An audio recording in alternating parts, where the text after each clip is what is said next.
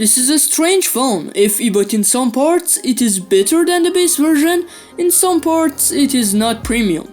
It is the part of the S21 series, but it was released in 2022 and a month before the S22 launch. I have nothing more to say, so let's the video. In terms of design, this phone weighs only 177 grams and its thickness is 7.9mm and its size is 6.4 inches. Curved edge, lightweight and a small size make the S21 FE just as handy as the S21. The back panel has the same design as the S21 with the difference that the camera frame, like the back panel, is made of plastic and the same color and is less connected to the middle frame, which reduces the phone's premium sense a bit. But the plastic used in it is quality, the frame is still aluminum and the front panel is protected by Gorilla Glass Victus. The back panel is matte and does not absorb much fingerprints. It also has IP67 as standard, like all flagships. On the front panel is the flat display and a punctual selfie camera on top of it. The display is 85% of the front panel, the balance between the black edges of the screen is also great. I really don't think we should talk about the screen of a Samsung flagship killer phone. A 2x dynamic AMOLED, Full HD display with 411 ppi pixel density and supports HDR10 and HDR10 Plus content. The contrast, the depth of colors, especially the black color, and the color accuracy of this display are excellent. The brightness of the S21 FE is up to 1200 nits and there is no problem to see the content in it even in direct light. The refresh rate of this display is 120Hz and its touch sample rate is 240Hz, which is not adaptive and is a battery killer, but it has a very smooth performance. In terms of security, this phone has an optical fingerprint sensor instead of ultrasonic located in S21, which has a good speed, but unlike ultrasonic, it does not detect in any situation such as a wet finger.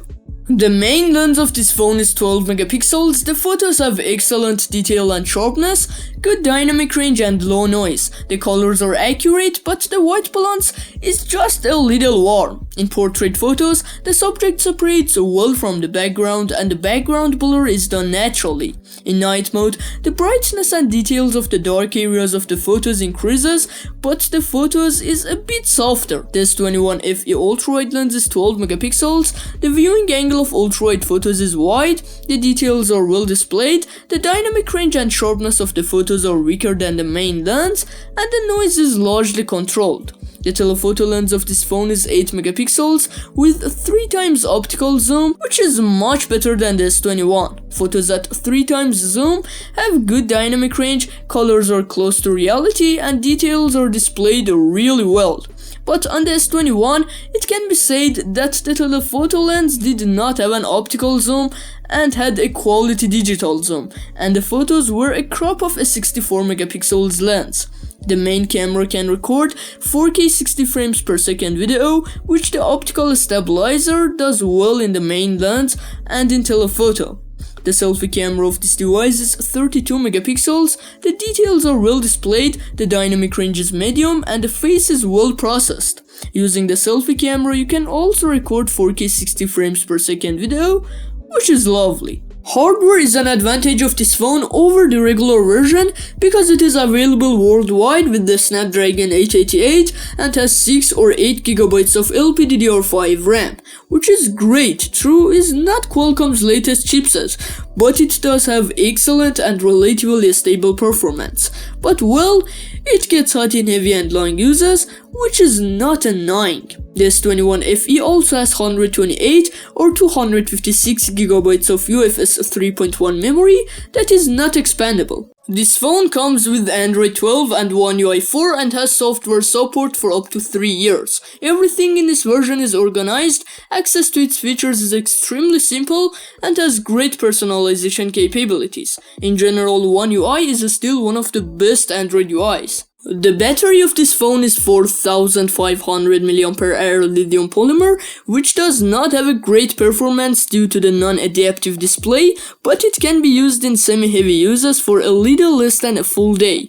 Thanks to Apple, there is no charger in the Samsung box, but it supports 25-watt wired and 15-watt wireless charger, and it takes about 80 minutes to fully charge, which is acceptable. The S21 FE has a stereo speaker that balances between the two speakers, and the volume is excellent. Low tunes are well produced, but do not have much bass. Although I did not expect to say this at the time of release, it is well worth, and I would even prefer it to the S21, but being close to the S22 release has made things a bit harder for this phone. Thanks for watching. If you like this video, like it, and if you like my content, subscribe to my channel. Goodbye, see you in next video.